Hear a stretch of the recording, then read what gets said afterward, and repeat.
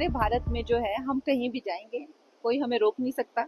और चाहे जिसे कहते हैं ना कि अगर नफरत करने वाले कुछ है तो प्यार करने वाले उससे। तमिलनाडु में मैंने डॉक्टर जे जे ललिता का जो किरदार निभाया है, आप मानेंगे नहीं, हमारे ऑपोजिशन के जो एमपीज हैं जो वहां पे बैठे होते हैं, हम उस दिन वोटिंग कर रहे थे तो एक लिस्ट में लाइन लगी थी, लाइन से जाते हुए 3-4 लोग मुझे तलैवी कहते हुए गए। तो इतना प्यार मुझे करते हैं, तो ऐसा इसकी कोई बात नहीं है, किसी एक व्यक्ति की कुछ कहने से क्या फर्क पड़ता है। तो इस तरह की महिला के लिए ये बहुत है। और आई थिंक महिलाओं की जो डिग्निटी है, इंटेग्रिटी है, उसका एक ऐसे हर आए दिन चित्रे उड़ाना, मजाक उड़ाना, उनको ऐसे कहना, तो कहीं ना कहीं एक आम साधारण लड़कों को भी लगता है कि हम भी अपने कॉलेज की किसी मेट को या मोहल्ले की किसी बेटी को या बहन को इस तरह से ट्रीट कर सकते हैं। तो ये ठीक नहीं है। आई थिंक महिलाओं के बारे में ऐसे अभद्र भाषा का उपयोग नहीं होना चाहिए। इससे पहले भी बहुत राशि दी हुई है, 2200 करोड़, 2300 करोड़, 1800 करोड़, 800, ऐसे न जाने कितनी राशि। आप चाहें तो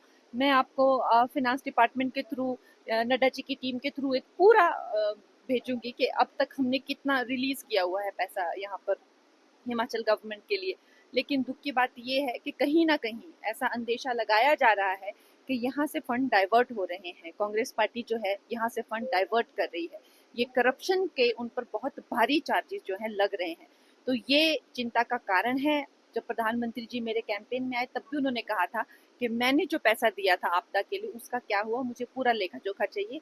अभी भी जो है ये डाइवर्जन की बात हर जगह चल रही है, क्योंकि काम कहीं भी नहीं हो रहा है और पैसा इनको के पास आता जा रहा है। बैठकर जो है इस बात पे पूरा जब तक विश्लेषण नहीं हो जाता, मैं इस स्थिति में नहीं हूँ कि मैं आपको बताऊं कि चैनलाइजेशन यहाँ की कितनी प्रैक्टिकल है। क्योंकि जहाँ तक हमें इतना अनुभव ये है कि जब एयरपोर्ट के लिए, कुल्लू एयरपोर्ट को एक्सपैंड करने के लिए फॉरेन से भी बहुत ज़्यादा टीम को बुलाया गया था चैनलाइज करने के लिए, तो जिस तरह का उसमें चीज़ें आए थे और जिस तरह की जो प्रैक्टिकलिटी आई थी, तो वो चैनलाइजेशन उसकी तो पॉसिबल नहीं थी। अब ये चैनलाइजेशन पे मैं आपको ये कहूँगी कि जैसे जैसे अब आप देखें, जो पानी है उसको पकड़ने का काम, ये आदिकाल से नदियां बहती आ रही हैं यहाँ पे, आदिकाल से जो है ये जनता बस रही है, उसको पकड़ने का काम सिर्फ ये जो डंगे बनते हैं उनका नहीं होता, पेड़ पौधे, औषधि, पत्थर कंकड़, इनका भी होता है। अब जिस तरह से हम कंस्ट्रक्शन करते हैं, ये सब करने के बाद कितना हम रॉक्स निकालते हैं, एक तो ये हो गया। दूसरी चीज, जो पेड़ हम लोग काट रहे हैं, अब जैसे देवदार का प्रकृति ने यहाँ पे, या देवदार का पेड़, उसकी जड़ें कितनी डीप होती, काट काट कर हम सेब के बागान लगा रहे हैं। उसके उपरांत जो है यहाँ पे सरकार मिलकर जो है वो घोटाले जो कर रही है, लकड़ी के बेच रही है पूरी लकड़ी, और जंगल के जंगल पूरे नंगे कर दिए। तो उसके करके सबसे ज्यादा जो है वो ये चीजें होती है। ये एक ओवरऑल एक होलिस्टिक, जब हम नेचर की बात करते हैं, हमें एक होलिस्टिक अप्रोच लेनी पड़ती है।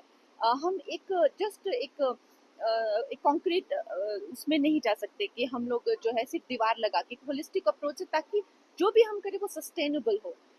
इसको लेकर एक टीम बिठानी चाहिए, इसको लेकर एक प्रैक्टिकल सोल्यूशन, और जो एक्सपर्ट्स हैं वो आपको दे पाएंगे, उसकी भी मैं मांग करूंगी मुख्यमंत्री जी से और केंद्र सरकार से कि उसके लिए भी एक प्रोजेक्ट बनाया जाए।